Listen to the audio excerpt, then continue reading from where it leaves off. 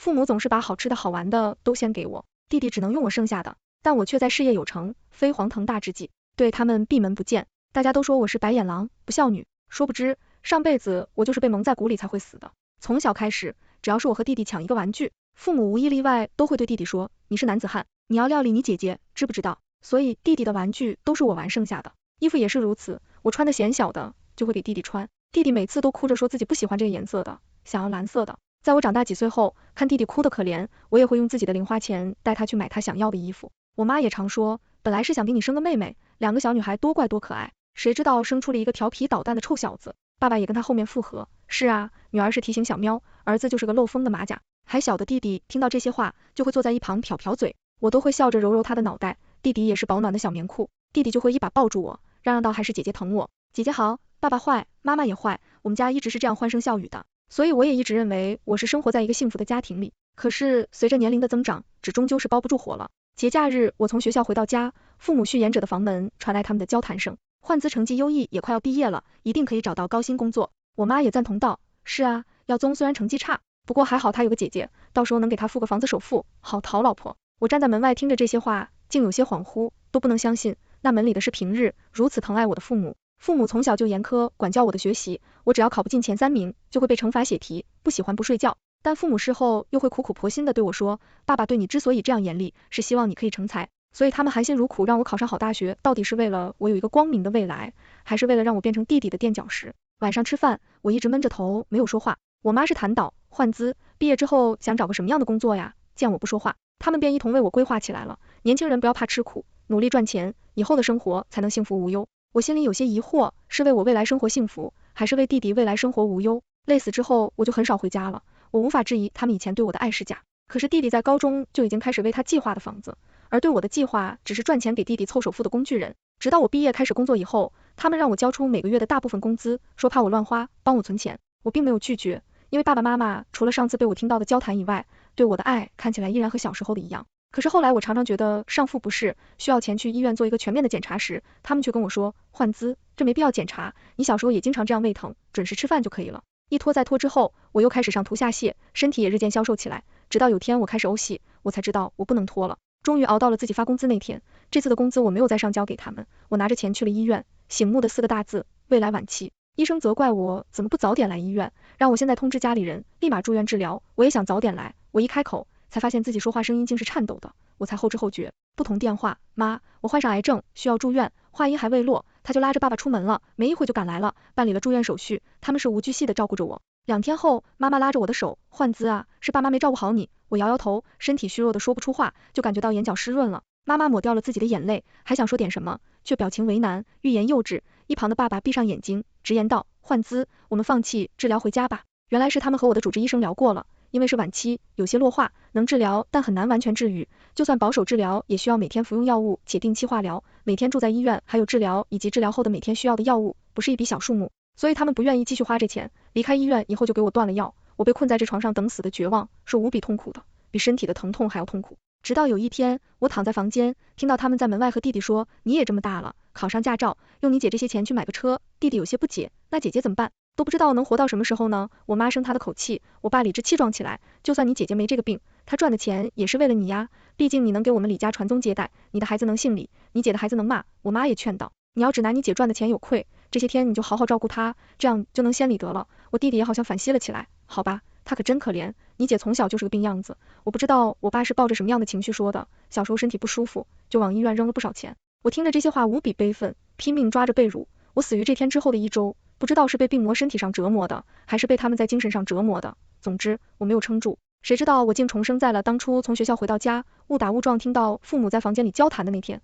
那时候我的身体还是健康的，既然老天给我这次机会，再来一时，我要照顾好自己的身体，并且不让自己的利益被他们剥夺。我很心的爸爸妈妈，你们的女儿回来了，焕姿成绩优异，也快要毕业了，一定可以找到高薪工作。是啊，耀宗虽然成绩差，不过还好他有个姐姐，到时候能给他付个房的首付，好讨老婆。跟上辈子一样的对话，我这次没有选择假装没听到，我直接破门而入。爸妈，我回来了。我妈一激灵，40下了一跳，焕姿啊，你什么时候回来的？就在刚才呀，我听见爸妈在说，让我给弟弟买房子呢。我说完就看向他们，我爸神情不自然起来，问道，你听到了？我故意不作声，我妈的心虚的神情才叫一个好玩，千变万化的，看够了，他们俩互相使眼色，却没等到有人开口，我只好开始装傻，为什么要给弟弟买房子？我们现在住的这套房子呢？我妈4时立马找到话口子，大言不惭地接道，这套房子当然是给你的了，你弟弟的房子让他自己赚钱买去，就是你也知道，你弟弟成绩不如你，万一实在是凑不出首付钱，换子你愿意帮他凑一点吗？我笑了笑，当然可以啦，毕竟爸爸妈妈把这套房子都先给我了。妈妈摸着我的头，说我懂事，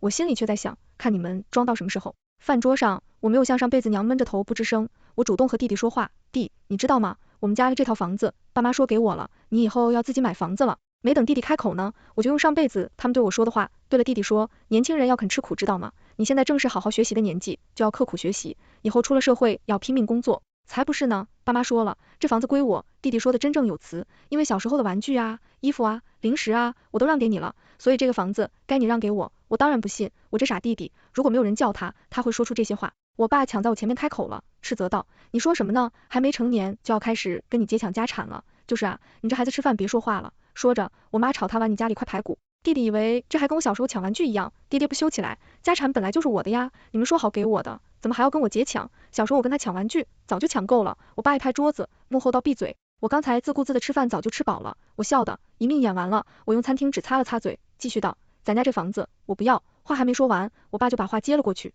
要纵，你看看你姐，还不先谢谢你姐，是你姐让着你。我那弟弟高腰开口说谢谢，我一摆手，神仙自若，悠悠道，房子以外的家产都归我。我爸立马沉下脸了，什么房子以外的家产，可不就是看上我和你妈的存款啊？我立马回答，不止存款，还有你给妈买的黄金呢。我妈也没好脸色，木倒，换资，你爸妈还健在呢，你都想和你弟弟分家产了，我也不在笑嘛。那我还没毕业呢，你们就开始惦记我以后赚的钱，给他付首付了。我说为什么弟弟成绩差，你们就不着急？原来是我这么个坚实的后盾啊！我不是为自己学习的，我是为他，是吗？我起身就要离开这家，爸爸直接抡起桌上的碗往我这里扔，一下子碎在我的脚边，他恼羞成怒刀，要怪就怪你不争气，你不是男孩，怪我。我讥笑道，生出的孩子是男是女，不应该是由你的染色体决定吧？再说吧，我从来没觉得做女孩有什么不好，有能力的人不会拘泥于性别。说完，我就离开了这个表面温馨，实则破烂不堪的家。那次之后我就没有回过家了。我最幸运于完成我的毕设和论文，也意料之中的获得了不错的成绩。到了毕业该找工作的时候，我的父母又不出所料的给我打电话，让我回家看看。焕子上次是爸爸语气中了，爸爸向你道歉，妈妈也在电话里劝我，焕子你快回来吧，我们都想你了，爸妈跟你道歉行不行？我回到家以后，他们对我的态度真的是180度大转变，对我殷勤又亲近。要是我没有重生，我真的会被他们骗到。可是只要一想到当初他们为了钱不肯为我治疗，甚至给我断药的事情，我就不可能动摇自己的态度。饭桌上，我妈一边给我夹菜，一边又开始试探我，焕姿，你想好找什么工作吗？我爸就接过话，现在销售赚钱很多，销售嘛，上辈子我就是听了他们说的，才选择去做了销售。那时候每天拼命努力的工作，因为工作性质，导致自己常常忘记吃饭，过了饭点才想起来，后来患上了胃癌，重来一世，我绝不可能再走老路，我找专业对口的，我要从医。我打断了他的话，我爸又喋喋不休起来，医生好是好，但没销售来钱快，因为你得先从实习医生开始。我怎么会看不出他的心思呢？我工作若无其事，倒无所谓啊，我又不急着要钱，我还这么年轻，还是你们等不到我赚大钱的时候。今天是我上辈子查出胃癌的那天，这2年来我跟从自己的内心选择了从医，我一边跟着我的妇产科的导师学习临床经验，一边很好的照顾着自己的身体。我特意今天在医院检查身体，因为我想看看我的努力能否改变上辈子的结果。医生说我胃没有什么大问题，他问我是不是以前有些不良饮食，继续像现在这样好好养护就可以了。以前还同时期没有什么自制力，父母看似爱我得任由我不吃饭吃零食，那时候我还常常沾沾自喜，我可以吃好多想吃的零食，弟弟一般都会在一旁大闹。然而这为什么姐姐可以吃好吃的，我就要吃这些大米饭？这些场景历历在目，原来我得胃癌有一部分原因都是父母孩童时期对我的失职。这时手机铃声打断了我的思绪，电话那头说，焕姿赶紧回家，你弟弟有急事需要你帮助。回到家我才知道所谓的急事，就是我这个不好好学习上了专科的弟弟回来宣布自己有女朋友了。他谈的恋爱，你们把我喊回来是要我帮他什么？帮他谈恋爱还是帮他分手？我这次手机上收到我的导师的信息，让我去医院，看我起身要走，我妈立马拦住我，委婉道，我们知道你这2年存了一些钱，现在你弟弟谈恋爱了。我当然知道他的言外之意，但我只是笑笑没有说话。我爸当接力断档，你弟弟谈恋爱了，就意味着过2年就要结婚了，结婚不得需要房子吗？你是姑娘，是嫁到别人家的，自然就不需要房子，但你弟弟不同啊，没房子怎么娶老婆？我对着弟弟做了一个加油的手势，听见了吗？你得好好赚钱啊。弟弟抱着胳膊被为然，爸妈说了，你会给我买房子的钱。接下来我听到了让我三观崩塌的话，你想想，小时候我们多宠着你，把你当成小公主一样养着，小时候你弟弟也一直让着你，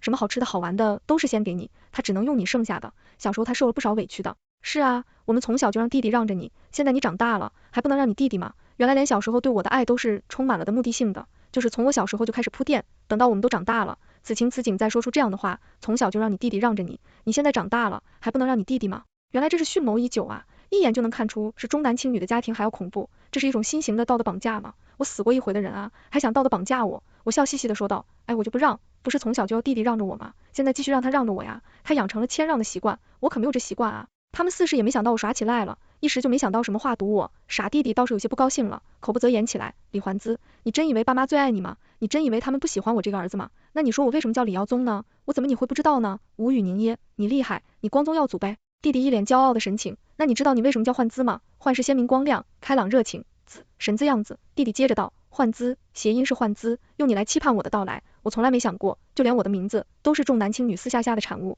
意外的是，我的内心竟没有了波澜，淡淡道，哇，那你厉害。弟弟没有得到他想象中的回应，恼羞成怒起来，所以你要给我钱买房子，好啊，我会给你守护钱的，我有理由想法，便答应了他。父母立马夸奖我懂事，我却觉得他们恶心，因为我这轻飘飘的一句话。接下来的几年，李宗耀更加不务正业，因为他在指望我，而我这些年一直在自己的事业里深耕，终于在这一年我成为了临床医师。他们知道以后就打电话跟我说，你弟弟这2天和他的老婆在看婚房呢，看中了几个不错的，你们要不要来帮他们挑一挑？我能听不出他们的意思吗？我笑道，我医院这里很忙，我没时间去，让他们自己挑，我到时候会出首付的。他们听到这句话才满意且放心的挂了电话。果然没几天，他们选了一个首付100万的房子，李耀宗带着他的老婆走到我面前，异口同声道，我们先谢谢姐了。哎呀，你们别急着谢我呀，房子拿到手，你们再谢也不迟呀。我心里想的却是，如果你们到时候还能谢得出来。2天后，他们打电话告诉我，已经签了合同，并且交了50万定金，问我今天能不能把100万转过去。我在电话里推辞道，爸妈，我这几天都比较忙啊，没空跑到银行办米牙，不是1周内交首付就可以了吗？等我忙过去这几天，他们连连答应了。殊不知此时我已经坐在沙滩的躺椅上，吹着海风喝了椰汁了。我用了年假，别说1周了，10天内我都在海岛又在地休我的假。今天是他们合同要到期的最后一天，交不上首付，那几10万的定金就没有的退回了。我完全可以想象他们一定是满处找我，就像炸了锅的蚂蚁。而我很有先见之明的把手机关机，我坐在我的海景房里，摇晃的红酒杯，眼前的美景尽收眼底，对着遥远的他们说道，爸妈弟弟，这是我给你们上的第一课，千万不要把希望寄托在别人身上，靠人不如靠己。几天后，我回到医院要去上班，办公室门口就看到几个熟悉的身影，李耀宗一下子冲到我面前，你耍我？我凑到他耳边，悄悄的，对呀，耍你，你又能把我怎么样啊？李宗耀神情狰狞起来，李欢资，我可是你弟弟，是李家的男丁，你凭什么这样对我？就凭你无能。我答道，我爸妈也不分场合的大声训斥我，我们怎么生了你这么多白眼狼？骗你弟弟，还让我们把积蓄都搭进去了，这倒是我没想到的。渣渣嘴宽吸道，这就是你们不聪明了，你们都把积蓄当定金交了，肯定得要回来呀。怎么样，你不去交首付，就是违约了。我不以为然道，把你们现在住的房子卖掉呗。我妈当即就开始撒泼，好啊，你个不孝女啊，是想让你爸妈无家可归吗？我连忙否认，怎么会给弟弟交了首付，不就有房子了？你们这么爱弟弟，跟他一辈子住一起啊？我收起我的笑容，走到办公室，这边是医院，不是患者，就不要在这里了。我看他们不为所动，我试探道，还是说你们有病？不过我这里是妇产科，不是神经科。说吧，我就关上我办公室的门，把他们的鲁马声隔绝在门外，并且联系了保安。没想到有一天我那个弟妹来到我的妇产科，她焦急道，姐，你帮我查查我怀孕了没？我信得过你，我才来的。我便安排她去抽血和做 B 超，最终结果来看是没有怀孕的。我便这样告诉了她，又提醒，如果你觉得你的身体有怀孕的迹象，你可以1-2周后再来做一次检查，因为不排除受精卵巢传晚的可能。没怀孕我就放心了，谢谢姐。她谢了又谢才离开。谁知1个多月后，她竟然来医院一闹，还带着李宗耀和他的父母，看着他们一同来到医院，我就意识到了，这又是蓄谋已久。果不其然，地面他扶着自己的肚子，控诉我诊断错误。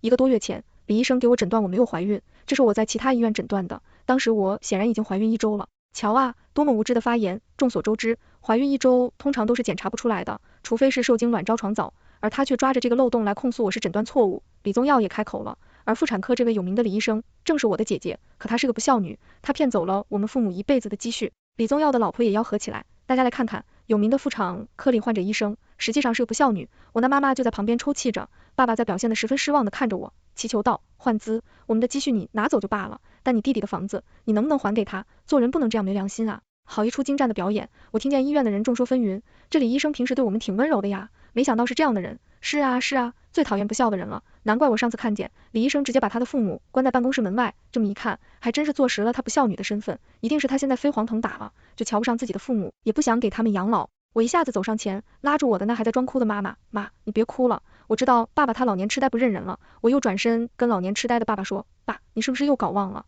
你们那积蓄是被你们的儿子拿去交买房的定金了，还不是他最后没有凑到钱交首付，那定金才收不回来的。我爸恼羞成怒道，你说谁老年痴呆？我立马安抚道，是啊，老年痴呆的人要是能意识到自己是老年痴呆，那可就不是老年痴呆了呀。我又悲痛地对李宗耀说，弟弟，你为什么要把屎盆子往我头上扣呢？你既然说是我拿走了爸妈的积蓄，你有没有证据？我这里可是有你前阵子买房签的合同的照片，我当然不会掉入这自证的陷阱，毕竟他们都是胡言乱语的，我也跟着胡诌就是了。医院围观的人越来越多，有信我的，也有信李宗耀的。这场闹剧的结束是来了保安以及我的主任，办公室里，主任对我说，换资这一闹，不管谁对谁错，你可能需要停止一段时间了，因为群众是分不清对错的。我点脸头表示理解，今晚我要回去把我所有的东西都搬出来，彻底逃离这家疯子。我刚一进门，就听见李宗耀阴阳怪气，无业游民来了，之前还嘲讽我呢，现在不还是跟我一样？一旁的弟妹也翻着白眼，说道，让他当初耍我们，现在他不是那个了不起的李医生了，看他还得意个什么劲儿。我妈也在那里犯嘀咕，早点把首付钱给宗耀不就好了，非要搞这么难看。哎，妈，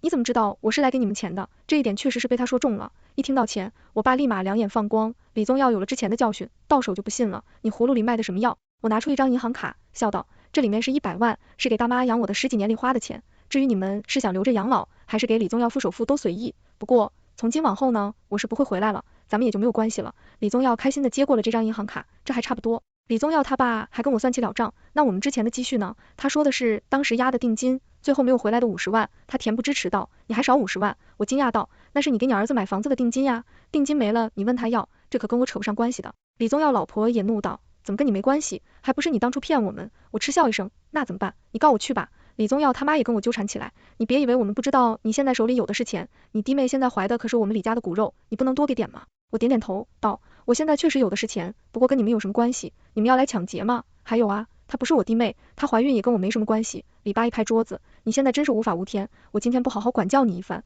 到时候我养不教父之过了。说着他就要顺起擀面杖，我眼疾手快，在他拿起来之际就一脚踹了过去。我是不是说了这100万给了你们，我和你们就没有任何关系了？口说无凭，我找律师你定了合同，你们给我签字，收了钱，以后不要再来找我，我也有权不认你们。不签，李爸李妈都拒绝我，当然不是舍不得与我的父女母女情了，他们打的算盘声我可是听得一清二楚，你就想拿100万打发我们，瞧吧，他们觉得签了以后就不能继续向我要钱了。我摇了摇头，人心不足蛇吞象啊，好吧，那弟弟，你把银行卡还给我吧，这100万我收回了。李宗耀更是捏紧了这张银行卡，耀武扬威道，你当我傻呀？我怎么可能还给你呀？可不就是傻吗？我纳闷道，你知道这张银行卡密码吗？随后李爸李妈签下了这个字，我看着这个字，满意的笑道，很好，最后一次叫你们爸的妈妈还有弟弟，这是我给你们上的第2节课，不要整天算计别人，因为没人是傻子。说完，我便拿着合同心满意足的离开了李家。我虽然被医院停职了，但我并不是一点收入没有，在我之前每个月拿着稳定的工资时，我就接触了炒股，我买下的那只股票不负我所望得涨停了多次，